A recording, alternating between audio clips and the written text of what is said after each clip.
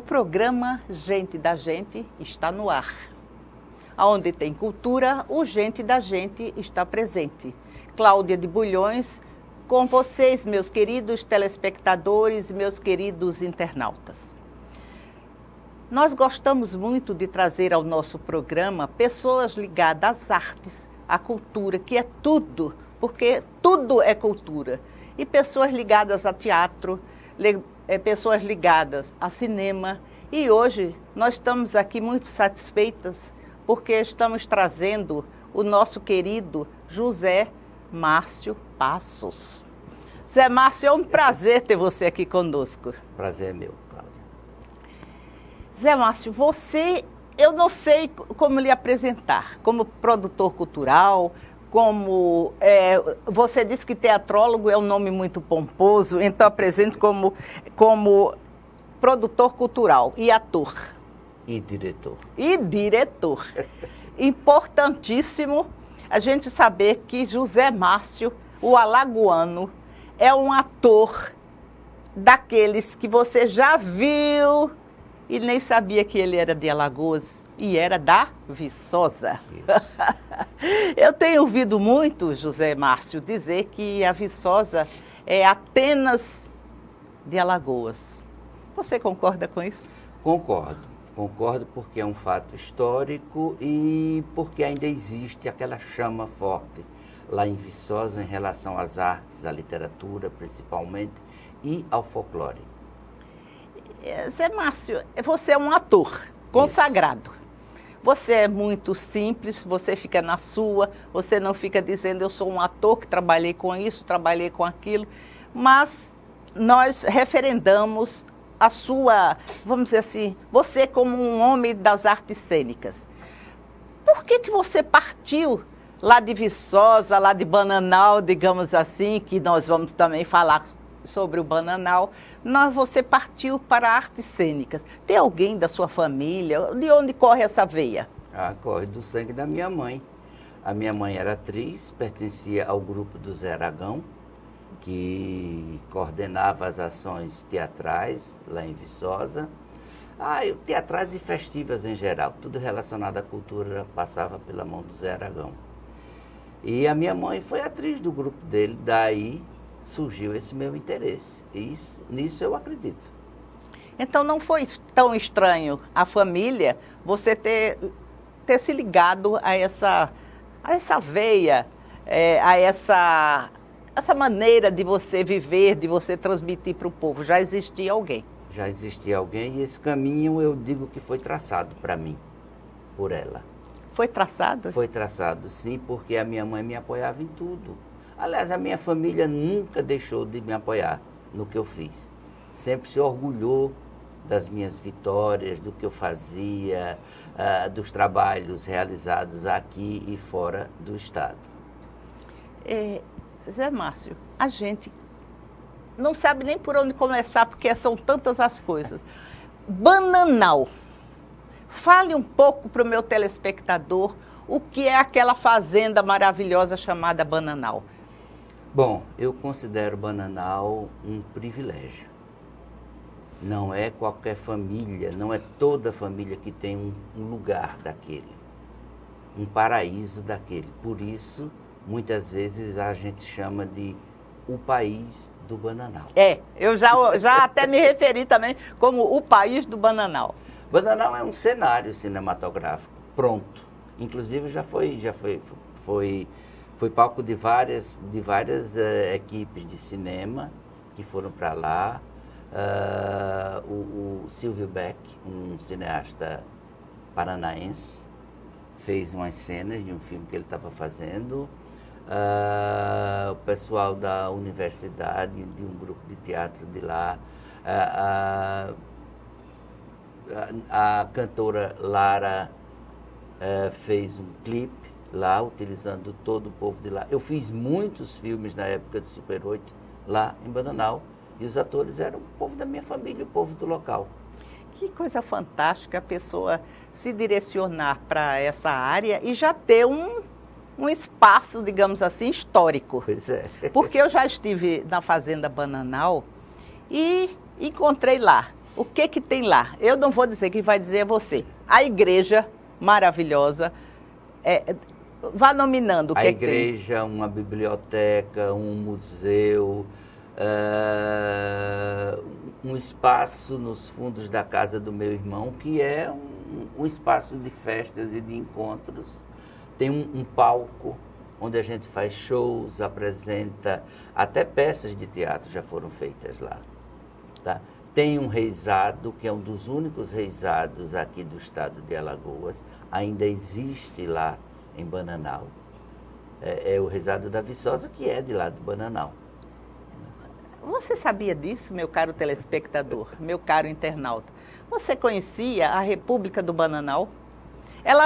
A fazenda fica localizada geograficamente aonde? Geograficamente fica no meio do caminho entre Viçosa e Paulo Jacinto, a 11 quilômetros de Viçosa e a 10 quilômetros de Paulo Jacinto. Se situa mesmo no meio. No meio, mas no município de Viçosa. Mas eu gosto muito de explorar sobre Bananal, esta fazenda maravilhosa. Mas lá é uma fazenda produtiva também. Tem o maior minhocário do Nordeste, que é lá, que é do meu irmão. Tem plantações de inhame, trabalha mais ou menos com inhame, com milho, criação de gado, mas pouco. De coelho. De coelho. É muito bom lá o Bananal. E galinha, tem algumas galinha, também. Muita planta. Isso. Como é que as plantas sobrevivem com as galinhas? Só perguntando a Edna, né? Não, nós temos eu tenho uma sobrinha, filha do meu irmão, que é dona da Fertisolo, que é uma das empresas que fazem trabalhos com plantas aqui, jardins e tudo, profissionais, que o banco de plantas dela é lá em Bananal também. Olha, como é que faz com a parte turística de Bananal? Porque a família não gosta muito de falar nisso, mas é interessantíssimo, meu caro telespectador. Porque eu fiquei hospedada nos apartamentos que tem. Já foram feitos com esse objetivo, de hospedar os amigos e parentes.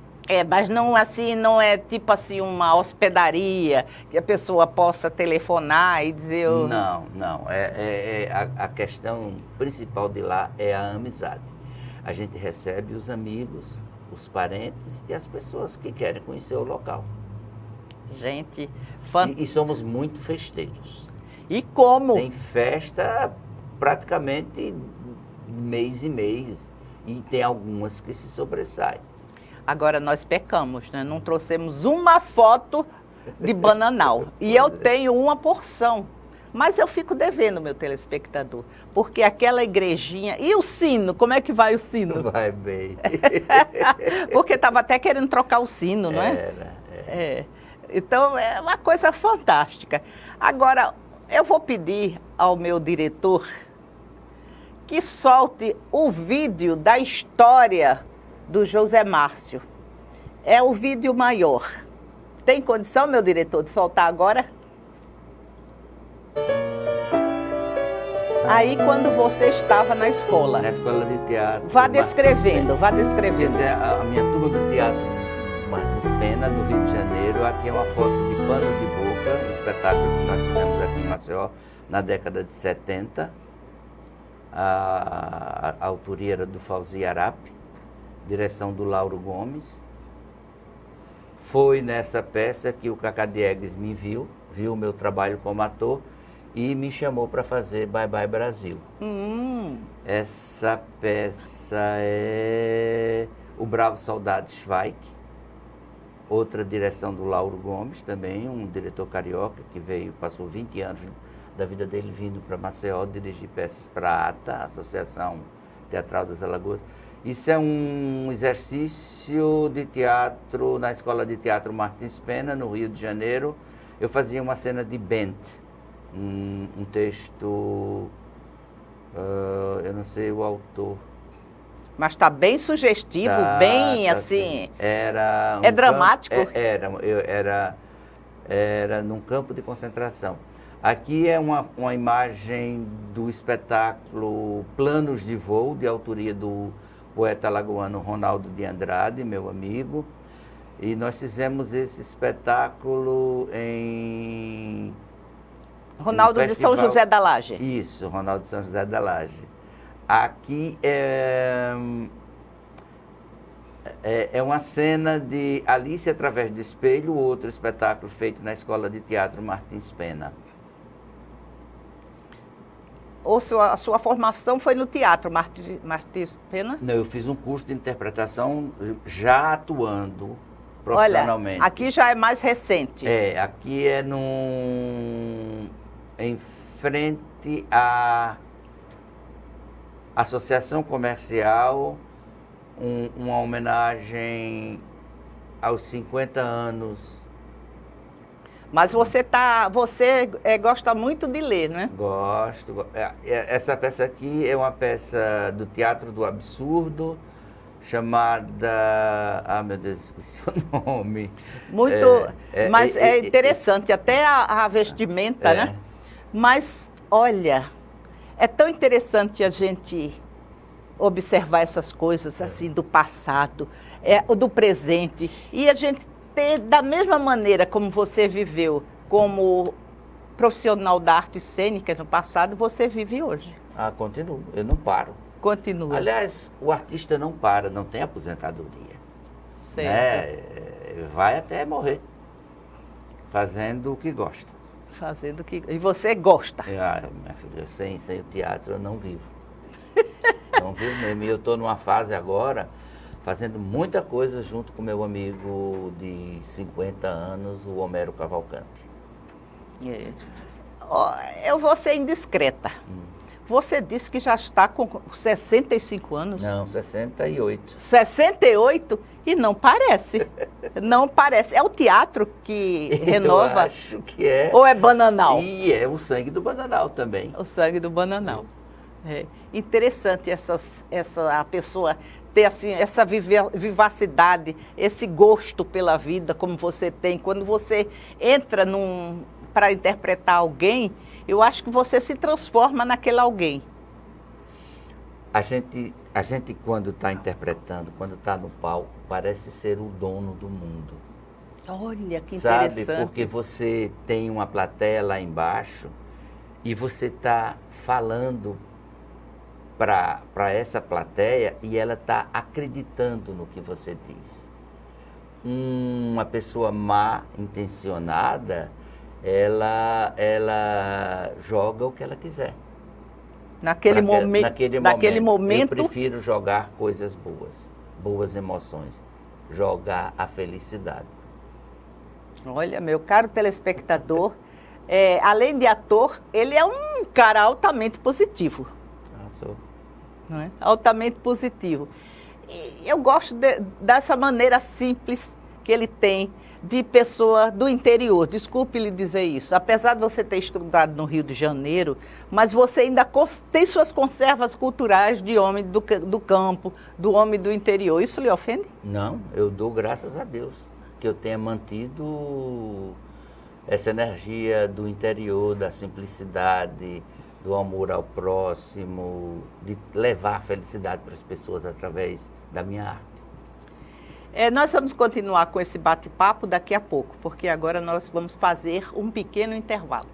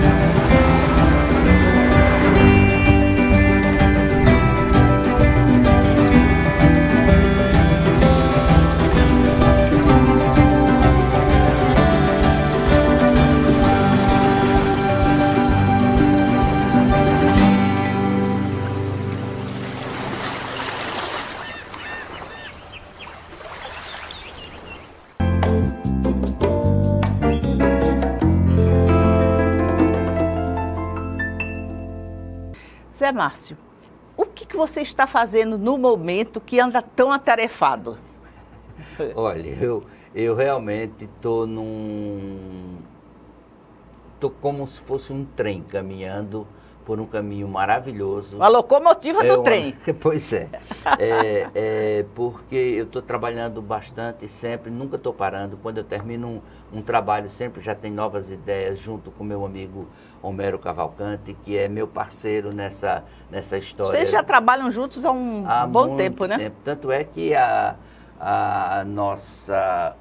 o nosso último espetáculo junto chamou-se O Centenário, porque juntamos os 50 anos dele e os meus 50 anos de teatro e fizemos uma peça chamada O Centenário, que era a história de dois irmãos gêmeos de 100 anos de idade.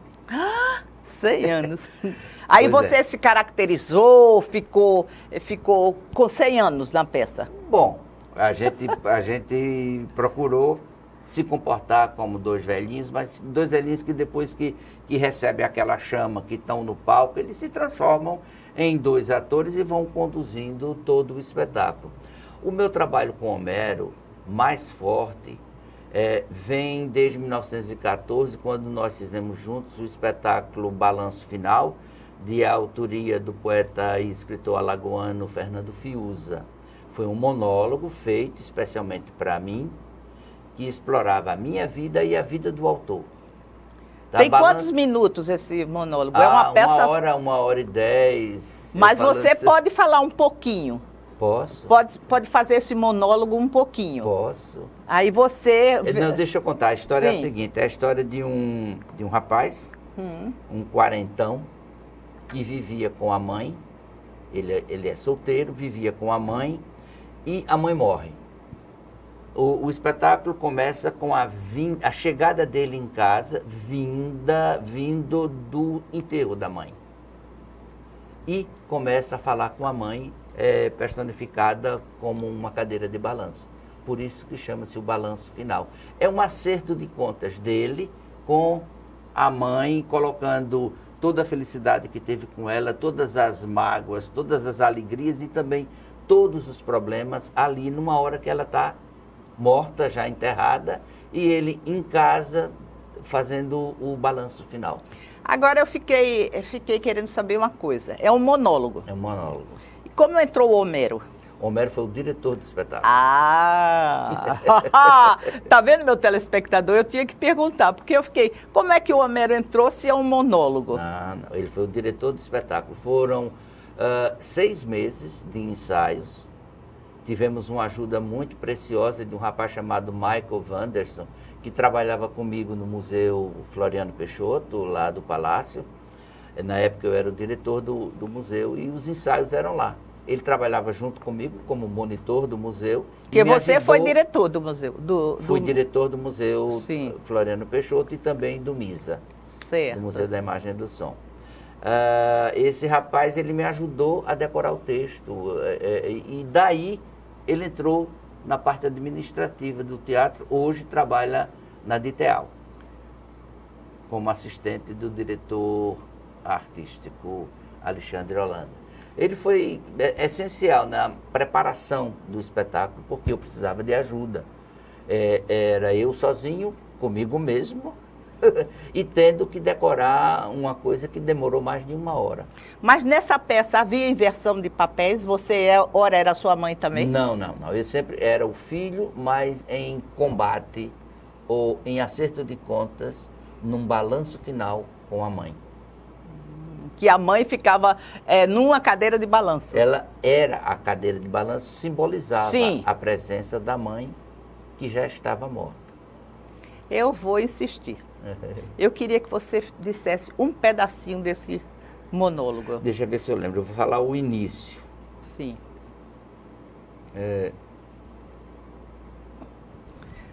Ele entra Sim. em cena, é a sala da casa dele e a cadeira de rodas está lá presente no meio do cenário. Aí ele conversa com a cadeira como se a mãe estivesse. Ele para, olha para a cadeira e diz: gostou do enterro? Fiz tudo o que a senhora pediu? E daí vai. Aí ele começa a falar, fulaninha estava lá, perguntou, eu já não lembro mais. Certo, certo. Porque uma coisa, eu acho que é uma característica sua também, é que você gosta mais de ler do que de dizer decorado. Você se sente melhor ao ler uma poesia, não? Não? Não? Não. Por exemplo, poesias, como eu leio muito publicamente, poesias, raramente eu digo decorado, a não ser quando eu preparo. Eu não tenho coisas prontas. Eu pego os livros e leio, como eu trouxe aqui algumas coisas, quando você quiser eu posso já ler algumas. Eu tenho aqui poemas do Ledo Ivo, que é alagoano, do Jorge de Lima, tem alguns poetas portugueses aqui também, que me atrai muito a poesia portuguesa.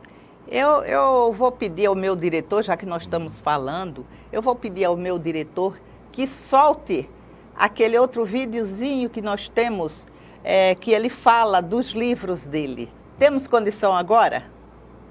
Temos? Então vamos soltar o vídeo, porque eu acho que você faz uma fala muito interessante sobre esses livros. Tá. Vamos ver se a gente vê agora.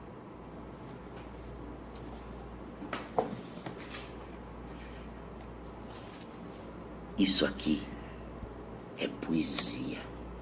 Jorge de Lima, Paulo Renaud, Ricardo Cabuz, Cecília Meirelles, Vinícius de Moraes, Fernando Pessoa. Tudo isso é poesia. Eu achei esse vídeo muito sugestivo. E até você, com ele, faz uma publicidade, digamos assim, você faz uma chamada para o varal no papel do Cabuz. Papel no varal do Cabuz. É o projeto do Ricardo Cabuz. Mas aí eu resolvi mostrar você falando dos livros. Agora eu vou querer que você, depois dessa chamadinha que a gente fez com os vídeos, você leia uma poesia do seu irmão, do meu amigo José Passos. Tá bom. É grande. Você lê um pedaço, conforme for, a gente corta para o intervalo, vê como é que vai fazer. Vamos lá. Porque é tão interessante quando o Zé Márcio lê, e isso é uma homenagem que eu faço ao meu amigo José Passos, lá de Bananal. Meu irmão. Irmão dele. A poesia, o poema chama-se Caminhos da Vida. Esta semana eu a vi, sentada numa cadeira de balanço, olhar distante. Os outros passavam, nem um cumprimento. Ela não ligava, indiferente. Nada via, nada sentia, nada. A ausência imensa. Sentado no cruzeiro, observo a cena. O povo continuava passando.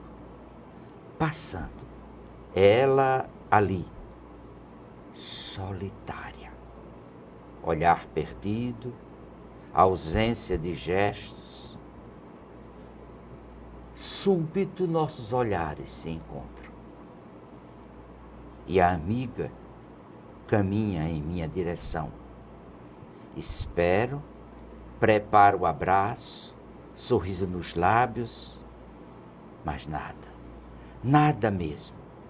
Ela não estava ali, parecia. Mudou o rumo, passos calmos, olhava para os lados, procurava lembranças. Nem as pessoas que a cumprimentavam, nem as cores das fachadas dos mesmos lugares, nem os sons, nem os cheiros tinham presença na sua memória. Lentamente, ela caminhava, alheia em seu tempo. Eu, na tristeza, acompanho sua imagem que desaparece a caminho do abrigo. O dia vai sumindo, perdendo o vigor, tornando frio o que iniciou ensolarado e quente. Sai a luz, chega a noite, a escuridão, o vazio. Não há brilhos, não há cores, só o caminho, silencioso e triste. Que coisa linda. Isso o passinho fez para alguém ou foi assim? Para uma prima nossa que tinha perdido o esposo e ficou sozinha, ela e 2 filhos, mas com uma idade já avançada, e começou um processo de alheamento. Vai sempre a Bananal, caminha, mas fica, como ele diz na poesia, ela fica procurando as lembranças. Ela sempre foi uma pessoa muito animada, muito expansiva, brincalhona, e hoje em dia está dentro dela. Nossa, eu achei esse poema assim muito profundo. Chega, a gente fica, né, imaginando uma pessoa, e ela foi para o abrigo? Não, ela mora com a filha. Não, aí ó, ele colocou assim para dar assim mais ênfase, não é? E foi muito, né? Isso, porque Bananal é assim, são casas, a igreja rodeando uma pracinha. E no meio desse espaço tem um cruzeiro com degraus onde as pessoas se sentam para conversar. Ele estava justamente nesse cruzeiro, em frente à igreja, no meio da praça, olhando para ela sentada na porta de uma casa, observando a maneira dela ser agora. Quando ela veio, se levantou e veio, ele achava que ela vinha na direção dele. Aí se preparou, como ele disse, se preparou para o abraço. Mas ela passou. Ele olhou e viu que ela estava procurando memórias.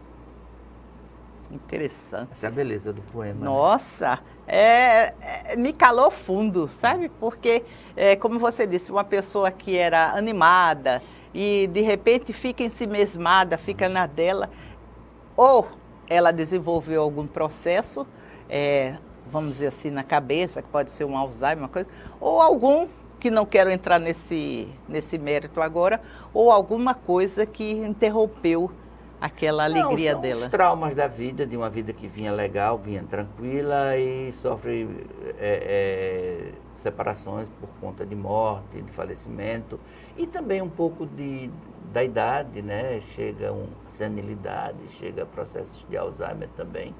A pessoa vai se fechando em si mesma. Meu caro telespectador, depois da leitura deste poema, eu vou ter que dar um intervalo, porque eu realmente fiquei mexida.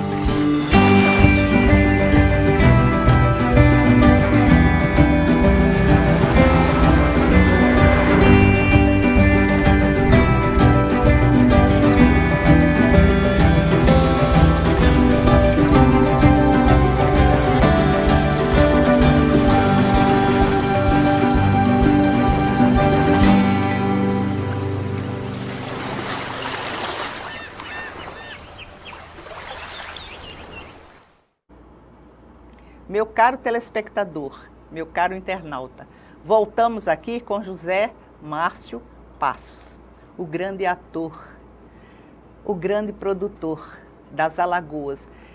José Márcio, você fica muito na sua, mas você já teve experiências cinematográficas, se é assim que se fala, né? Com vários produtores e diretores famosos em cinema. como que foi, conte a seu caminho, minha trajetória sua no trajetória cinema no cinema. Foi assim, eu tinha feito um espetáculo chamado Pano de Boca, pela ATA, Associação Teatral das Alagoas, que na época era comandada pela Linda Mascarenhas. Linda Mascarenhas, na ladeira do Brito, ela morava ali. A mãe de todos do Teatro Alagoano. Bom, e o Cacá Diegues estava em Maceió, em Alagoas, fazendo locações para o filme que ele ia rodar, chamado Bye Bye Brasil. E me viu nessa peça. Gostou do meu trabalho como ator e me convidou para participar do filme. Daí eu comecei com ele, fiz o Bye Bye Brasil, depois fiz um outro filme também com temática alagoana, chamada Quilombo, e um terceiro que foi Deus é Brasileiro. Então eu fiz 3 filmes profissionais com o Cacá Diegues. Depois que eu fiz o primeiro filme, Bye Bye Brasil, voltei a me entusiasmar em sair de Maceió e tentar uma carreira lá no Sul. Fui para o Rio de Janeiro em 81 e entrei na Escola de Teatro Martins Pena. Tá? Ao mesmo tempo, com uma indicação do teatro do Cacá Diegues, eu cheguei a fazer um teste para uma novela na TV Globo. Fui aceito e fiz a novela Brilhante. Contracenei muito na época com a atriz Vera Fischer. Nossa, que mulherão, hein? Pois é, tive esse privilégio. Depois da novela, continuando na escola, no ano seguinte, em 82, fui selecionado para integrar o elenco da peça Ensina-me a Viver, que tinha encerrado uma temporada anterior, porque a Henriette Morinot, que era a atriz principal, uma atriz francesa radicada no Rio de Janeiro, ela tinha tido um problema cardíaco, tinha feito ponte de safena, daí ela se recuperou e chegou para os produtores e disse, vamos retomar. Mas aí alguns atores da primeira montagem já tinham outros compromissos, né? Um deles era o Diogo Vilela, que fazia o rapaz de 18 anos, que tinha uma história de amor com uma senhora de 80 anos. É linda essa história, linda. Eu vou até passar esse filme, vou ver se eu consigo autorização, para passar na TV Gente da Gente, porque eu assisti o filme, bonito. É fantástico. A história é linda. E você participando com Henriette Morinot. Natália Timberg também, que na peça fazia a minha mãe, a mãe de Haroldo, que era o meu personagem, um rapaz de 18 anos, filho de uma família milionária, que encontra uma mulher de 80 anos e vivem um caso de amor. Se apaixonam um pelo outro. E ela que ensinou ele a viver, não foi? Ela que ensinou ele a viver. Isso. E a minha estreia, quando a peça voltou, o Diogo Vilela fez a primeira semana e eu peguei daí. Então eu tive uma semana para preparar a peça. Foi uma coisa de louco. Eu acho que só o meu sopro pelo teatro, a minha alegria, a minha vontade de fazer isso, fez com que eu conseguisse preparar um espetáculo inteiro em uma semana. Eu tive um ensaio com o elenco todo. Eram partes cortadas.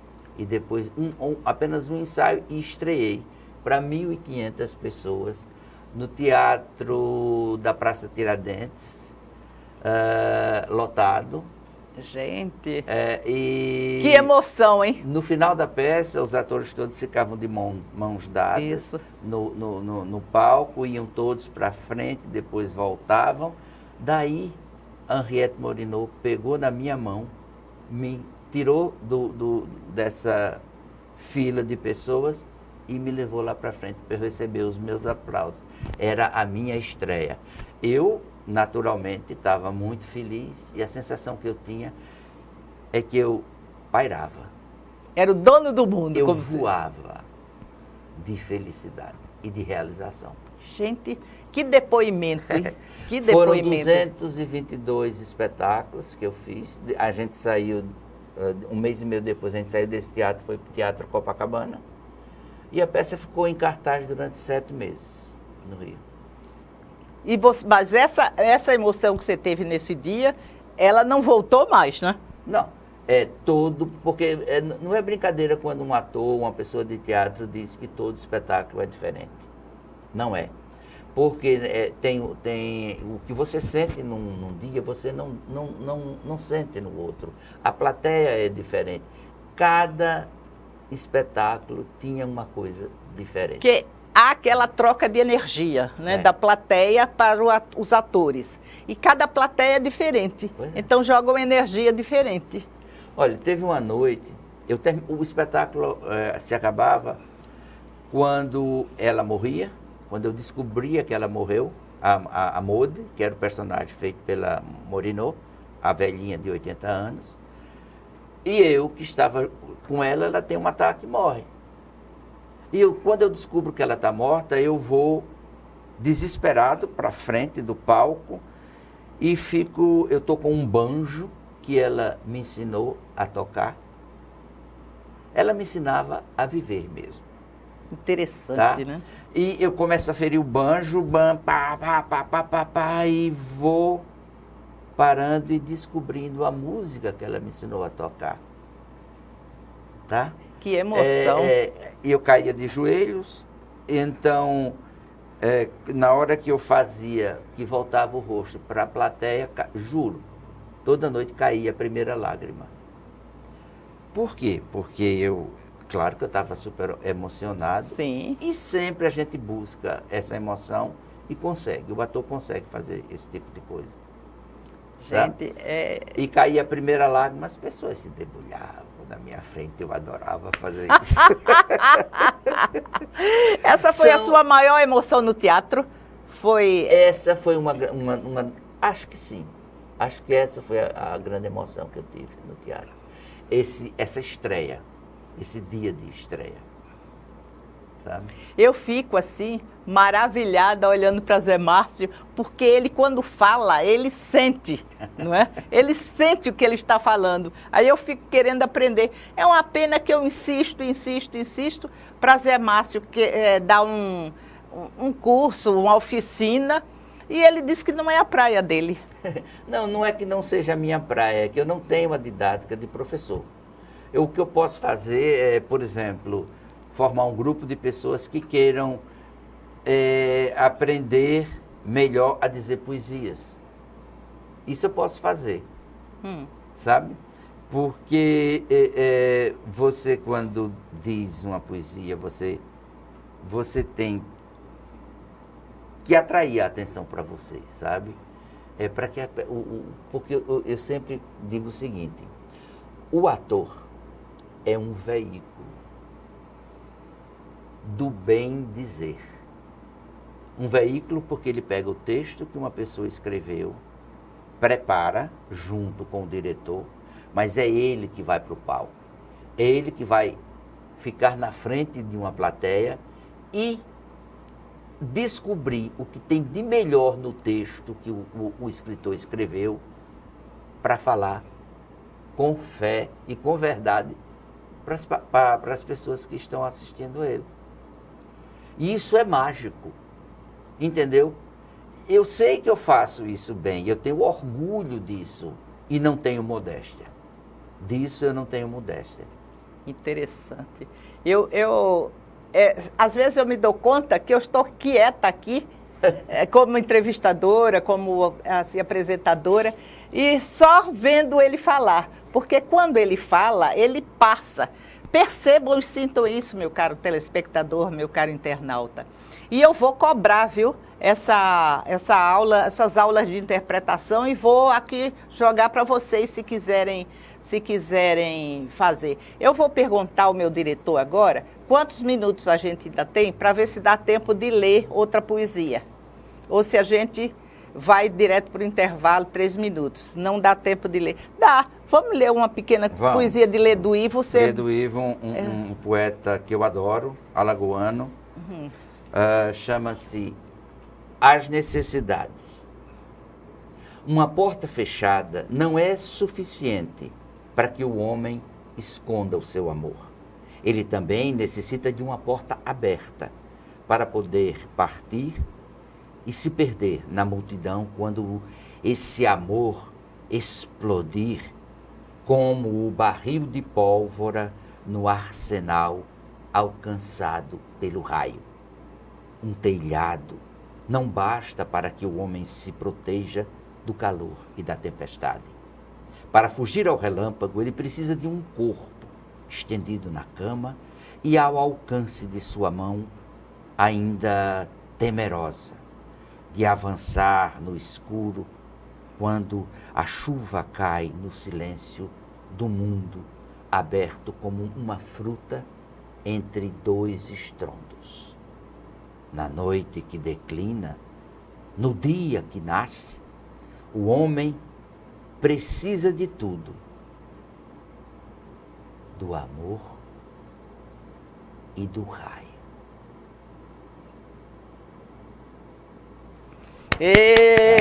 Obrigado.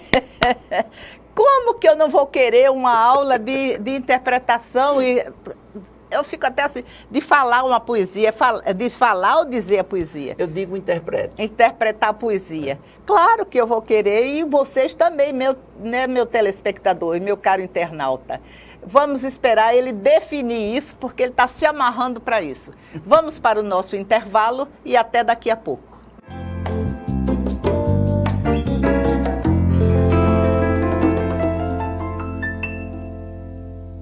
Você acredita que o meu filho hoje não anda porque ele foi picado por um mosquito que você não dá importância? Foi um dos momentos mais difíceis da minha vida. Eu acho que as pessoas só têm noção da gravidade quando vivenciam a situação. O perigo é para todos. O combate também. Faça a sua parte. Com ações simples, podemos combater o mosquito. Ministério da Saúde. Governo Federal. O verde das florestas está em nossa bandeira. E ainda que tentem destruir nosso maior patrimônio, nunca vamos deixar de lutar por ele. Por nossas vidas, por nosso planeta, por nossos filhos e netos. Somos independentes, somos Greenpeace. Batemos de frente contra governos e empresas que roubam as riquezas do planeta. Precisamos de todos juntos por essa causa. Acesse somosportodos.org e assine as petições. Faça parte dessa mudança já. Greenpeace. Somos por todos.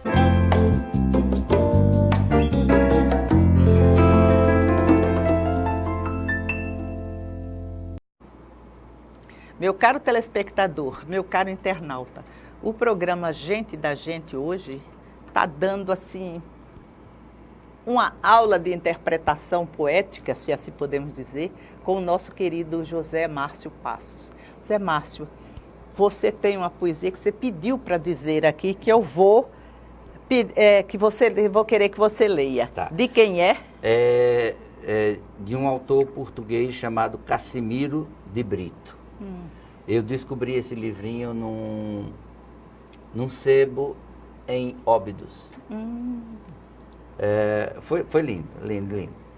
Chama-se O Poema. Poemas sim, mas de fogo devorador. Redondos como punhos diante do perigo. Barcos decididos na tempestade. Cruéis, mas de uma crueldade pura. A do nascimento, a do sono, a da morte. Poemas sim, mas rebeldes. Inteiros como se de água, e como ela, abertos à geometria de todos os corpos, inteiros apesar do barro e da ternura, do seu perfil de astros. Poemas sim, mas de sangue. Que esses poemas brotem do oculto, que libertem o seu pulso na praça pública, altos, vibrantes, como um sismo, um exorcismo, ou a morte de um filho. Nossa! Cassimiro de Brito. Eu vou até mostrar esse livro aqui. Muito forte. Jardins de Guerra, Cassimiro de Brito. Eu vou mostrar esse livro, que eu acredito que nem tenha mais para... Não sei. Esse aqui foi de um sebo, né? Veja exatamente como aconteceu. Eu estava nesse sebo procurando poesia portuguesa. Livros, principalmente de Flor Bela Espanca, lá em Óbidos.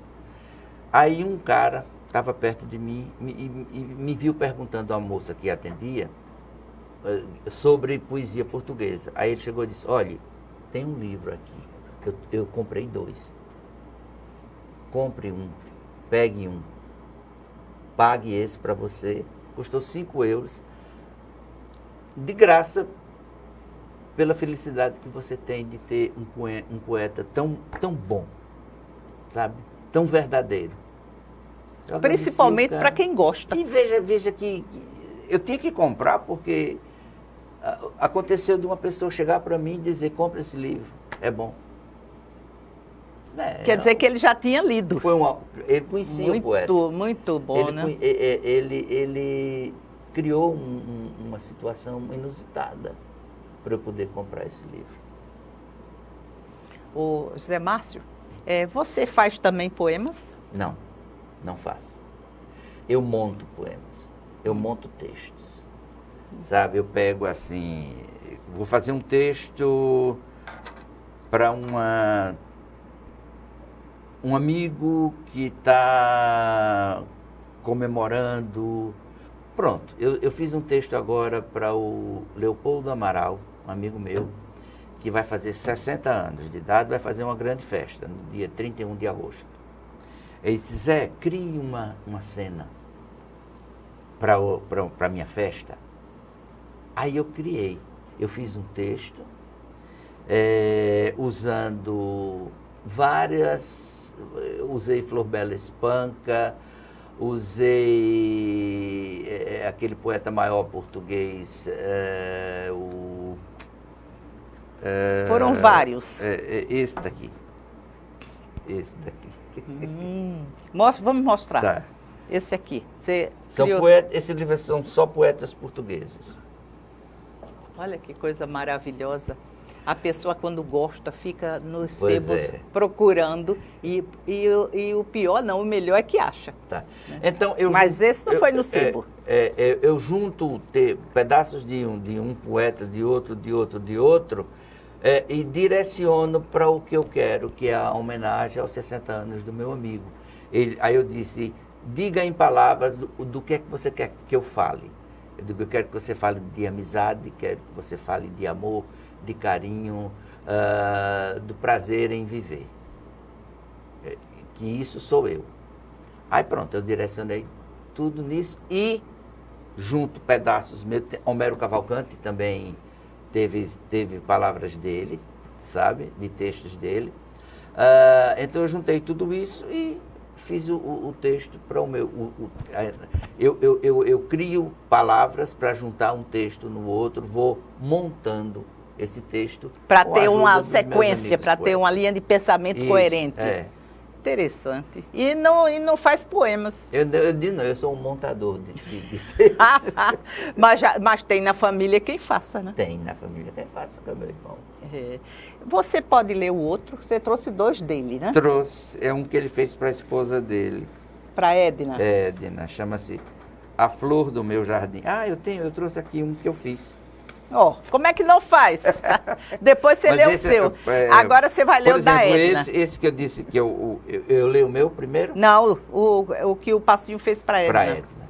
Chama-se A Flor do Meu Jardim. Vamos falar, isso aí foi o José Passos, irmão dele, que fez para Edna, a esposa dele. Um abraço para os 2. A Flor do Meu Jardim. No meu jardim encantado, uma flor se destaca e seduz. Essa flor tem nome, Edna. Que lindo. Minha musa, minha deusa, meu encanto, minha luz. Jardineiro cultiva a flor, que arrebata o meu ser, me seduz, desperta paixão, alimenta minha alma, me faz querer viver. Privilégio tê-la ao meu lado. Que coisa linda. Verbena de minha vida, minha flor, minha querida, joia preciosa do meu jardim encantado. Gente, quantos anos de casado eles têm? Eu acho que ele já tem mais de 40 anos. E ainda faz um poema desse para a esposa. É uma coisa maravilhosa. A gente tem que agradecer a Deus de conhecê-los. Esse texto agora que eu fiz, eu tenho muito carinho por ele. Porque é um texto que teve mais meu do que os outros. Certo. Mais coisas minhas, embora tenha sido com a ajuda de Jorge de Lima. Então eu vou ler aqui. Quando você diz com ajuda... É que eu uso palavras de Jorge de Lima. Certo, entendi. Chama-se Olá, amigos. Lembram da maior emoção que já tivemos?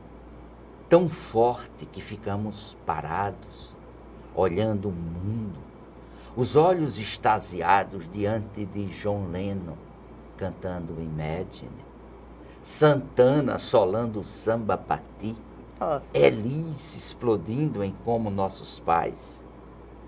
Ah, éramos de uma inocência silenciosa. Éramos anjos de Deus. Nossos olhos guardavam as lágrimas para a descoberta da saudade. No mundo, a multidão é imensa, mas nós somos os poetas. E somos muitos sobre a terra. Temos setas do lado esquerdo do peito, sabemos cantar, dançar, sorrir. Ficamos horas na vigília, esperando a lua, esperando o dia acordar e subir. Não somos estrangeiros no mundo da emoção. Sempre cabe mais um no barco de nossa viagem. Nas redes, sob os coqueiros, sempre haverá música tocando e aves cantando canções de ninar. E nós chegaremos juntos na mais bela ilha que há pelo mar. Gente, a gente não sabe nem, fica assim parado, esperando mais. Olha, como é que você disse que não é poeta, não sabe fazer poemas, né? Mesmo com auxílio só de palavras, mas você teve uma peça, essa é uma peça linda. Obrigado. Você mostra ela? Mostra, de vez em quando eu leio em reuniões com amigos e tudo. Muito interessante. Agora, Zé Passos, que é o Zé Márcio, né? Também, não deixa de ser Zé Passos, né? Qual a sua maior emoção até hoje nessa trajetória como ator, como produtor cultural? Rapaz, como eu digo aqui, lembram da maior emoção que já tivemos?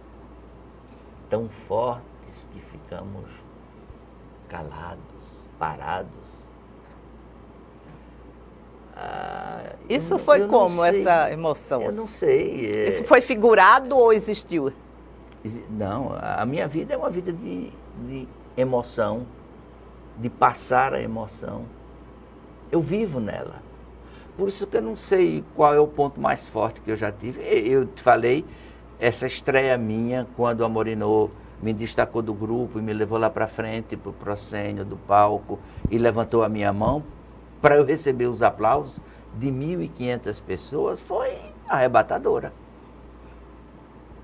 É verdade. Realmente essa foi. Tem que ter o coração forte, muito forte, para aguentar essas coisas. Não é? Eu tenho um caminho cheio de momentos emocionantes, eu poderia dizer. Porque é nisso que eu vivo. Eu trabalho com a emoção. Cada vez que você faz algo ou apresenta algo, você está ali num momento muito emotivo, muito, não é? Olha, por exemplo, esse meu trabalho que eu faço com o Homero Cavalcante, não é apenas duas pessoas que fazem teatro que se encontraram para trabalhar juntos. É um caminho de 50 anos. Então, ele é como se fosse um amigo irmão. Sabe, uma pessoa que eu tenho muito carinho e que, por exemplo, ele é quem faz o texto. Ele faz, aí eu vou para a casa dele, ele me mostra. Aí eu sugiro, porque ele é muito desorientado. Sabe? E eu fico de fora, vejo que ele escreve com uma beleza peculiar e vou fazendo acréscimos. Digo, não, Homero, isso aqui está duplicado, esse não sei o que, eu arrumo as coisas. Como eu faço, como eu monto. E ele não se incomoda? De jeito nenhum. Isso que é um... Claro. É por isso que a gente faz coisas que estão sendo bem aceitas. Porque é o trabalho de duas pessoas que sabem um respeitar o outro. Sabe? O Homero tem textos, eu tô com o texto desse último que ele está escrevendo, que tem um título provisório de Anjos, tá? Que diz assim, um personagem chamado dos Anjos, um personagem feminino, que é a consciência, sabe? Daquele momento.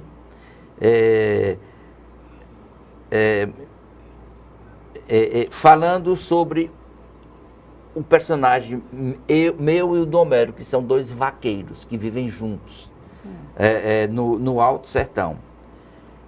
Falando sobre eles, ela diz que eles me permitem alegrias com dedinhos de prosa, potinhos de mel, ramos de alecrim, cortes de chita, notícias de jornal ou enredo de amores dos romances de cordel.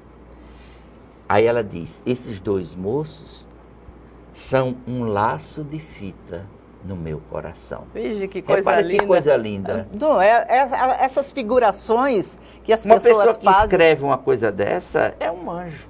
E o Homero é um anjo. José Márcio, nós agradecemos a sua presença aqui, dando essa aula de interpretação, e queremos que você faça um curso de interpretação de poemas. Muito obrigada pela sua presença. Eu que agradeço, é um prazer. Eu conheci você há pouco tempo, eu virei um admirador seu. Você é uma pessoa muito gentil, muito expansiva e muito amorosa. São pessoas como você que a gente precisa ter por perto. Nossa, mais uma emoção no dia de hoje. Muito obrigada e até o próximo programa.